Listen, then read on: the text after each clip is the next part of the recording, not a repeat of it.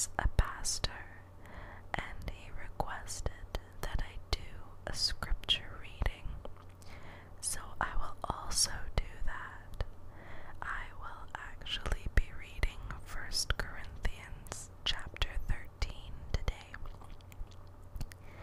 And my third and final request is from Sparklinglovexoxo, and their request was for me to read some Peter Pan.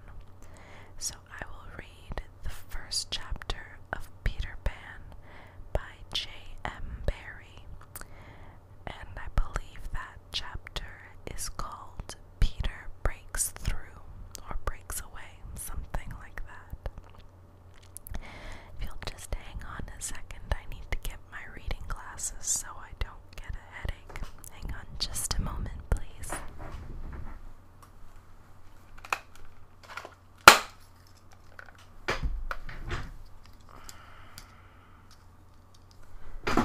There we go.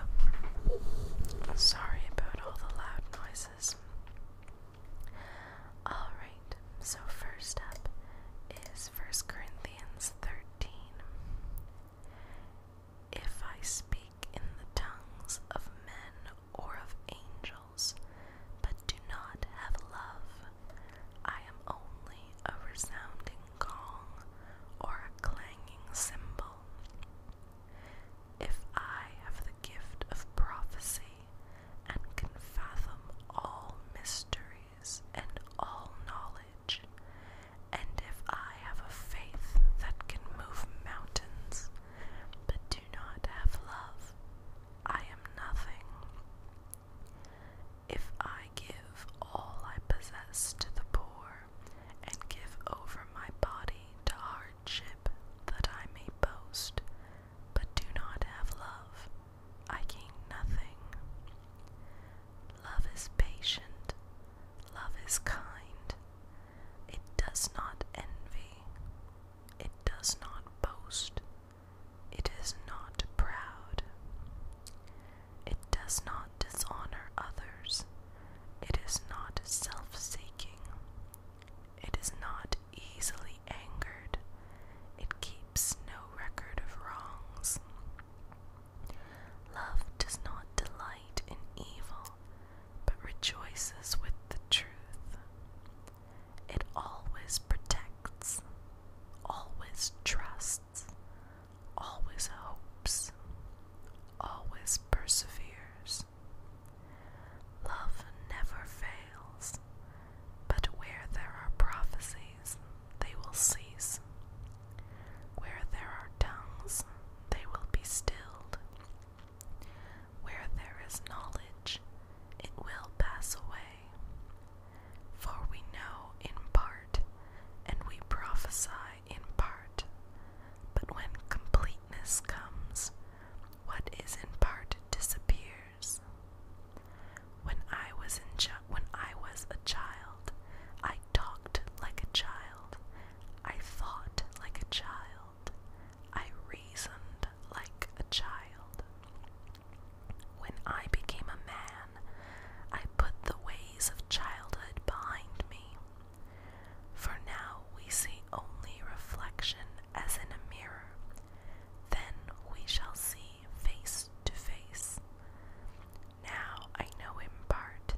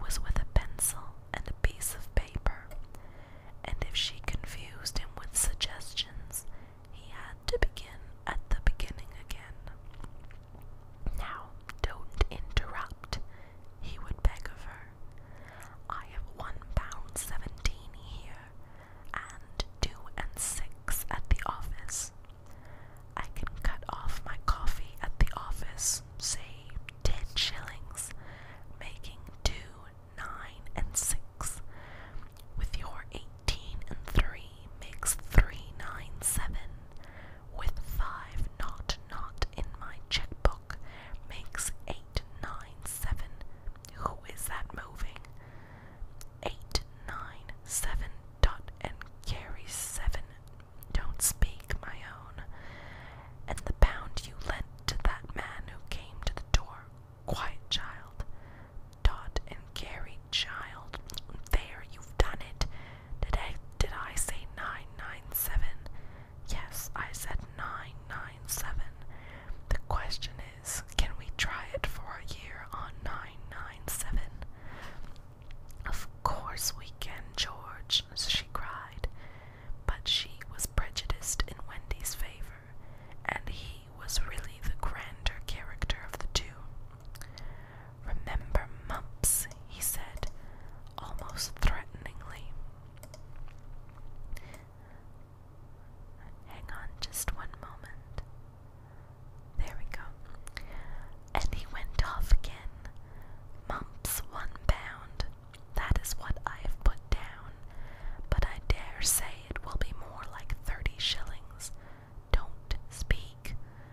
Measles 1.5.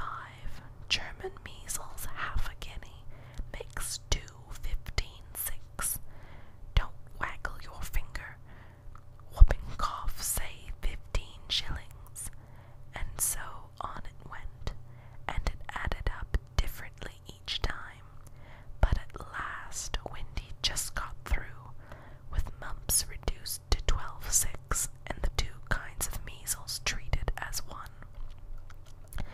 There was the same excitement over John, and Michael had an even narrower squeak. But both were kept, and soon you might have seen the 3 of them going in a row to Miss Folsom's kindergarten school, accompanied by their nurse.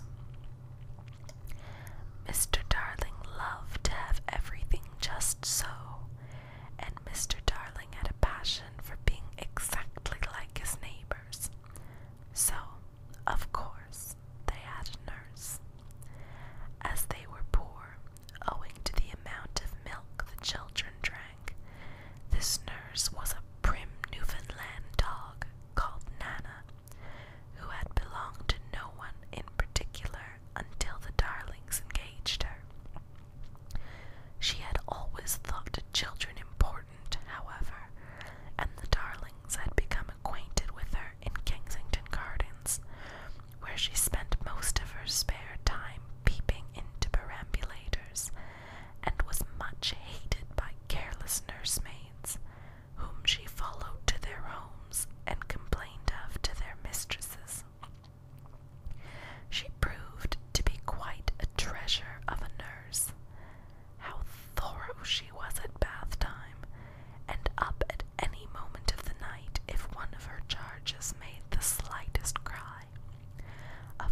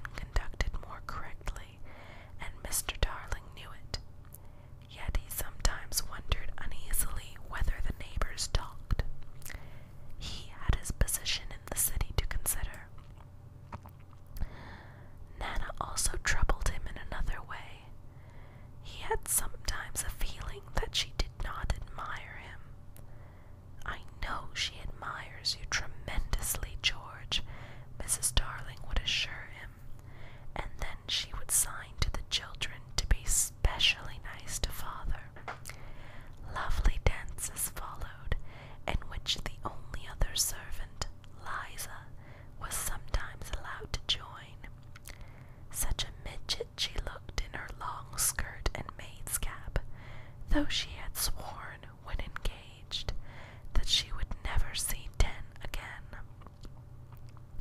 The gaiety of those romps, and gayest of all was Mrs. Darling, who would pirouette so wildly that all you could see of her was the kiss, and then if you had dashed at her you might have got it. There was never a simpler, happier family until the coming of Peter Pan. Mrs. Darling first heard of Peter when she was tidying up her children's minds. It is the nightly custom of every good mother, after her children are asleep, to rummage in their minds and put things straight for the next morning, repacking into their proper places the many articles that have wandered during the day. If you could keep awake, but of course you can't, you would see your own mother doing this, and you would find it very interesting to watch her. It is quite like tidying up drawers. You would see her on her knees, I expect, lingering humorously over some of your contents, wondering where on earth you had picked this thing up, making discoveries sweet and not so sweet, pressing this to her cheek as if it were as nice as a kitten, and hurriedly stowing that out of sight. When you wake in the morning, the naughtiness and evil passions with which you went to bed have been folded up small and placed at the bottom of your mind, and on the top, beautifully aired, are spread out your prettier thoughts, ready for you to put on.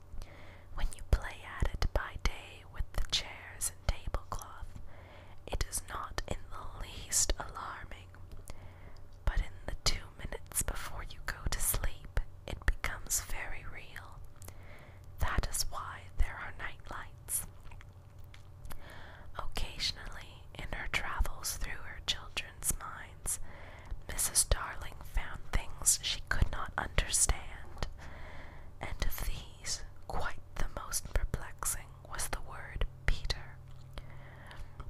She knew of no Peter, and yet here he was, and there in John and Michael's minds, while Wendy's began to be scrawled all over with him. The name stood out in bolder letters than any of the other words, and as Mrs. Darling gazed, she felt that it had an oddly cocky appearance. Yes, he is rather cocky, Wendy admitted with regret. Her mother had been questioning her. But who is he, my pet? He is Peter Pan, you know, Mother. At first, Mrs. Darling did not know, but after thinking back into her childhood, she just remembered a Peter Pan who was said to live with the fairies. There were odd stories about him, as that when children died, he went part of the way with them, so that they should not be frightened. She had believed in him at the time, but now that she was married and full of sense, she quite doubted whether there was any such person. Besides, she said to Wendy, he would be grown up by this time. Oh no, he isn't grown up, Wendy assured her confidently, and he is just my size. She meant that he was her size in both mind and body. She didn't know how she knew, she just knew it. Mrs. Darling consulted Mr. Darling, but he smiled boo-boo. Mark my words, he said, it is some nonsense Nana has been putting into their heads. Just the sort of idea a dog would have. Leave it alone and it will blow over. But it would not blow over, and soon the troublesome boy gave Mrs. Darling quite a shock.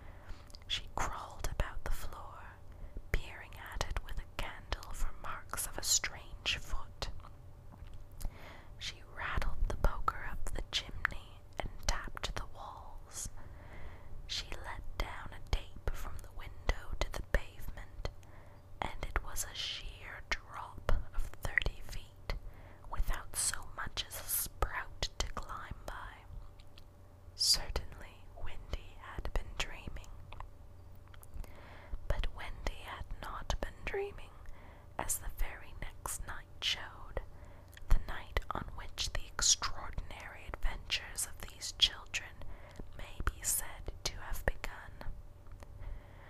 On the night we speak of, all the children were once more in bed. It happened to be Nana's evening off, and Mrs. Darling had bathed them and sung to them till one by one they had let go her hand and slid away into the land of sleep. All were looking so safe and cozy that she smiled at her fears now and sat down tranquilly by the fire to sew. It was something for Michael, who on his birthday was getting into shirts. The fire was warm, however, and the nursery dimly lit by 3 night lights, and presently the sewing lay on Mrs. Darling's lap. Then her head nodded, oh, so gracefully. She was asleep. Look at the 4 of them, Wendy and Michael over there, John here, and Mrs. Darling by the fire. There should have been a 4th nightlight. While she slept, she had a dream. She dreamt that the Neverland had come too near, and that a strange boy had broken through from it. He did not alarm her, for she thought she had seen him before in the faces of many women who have no children. Perhaps he is to be found in the faces of some mothers also. But in her dream he had rent the film that obscures the Neverland, and she saw Wendy and John and Michael peeping through the gap. The dream by itself would have been a trifle, but while she was dreaming, the window of the nursery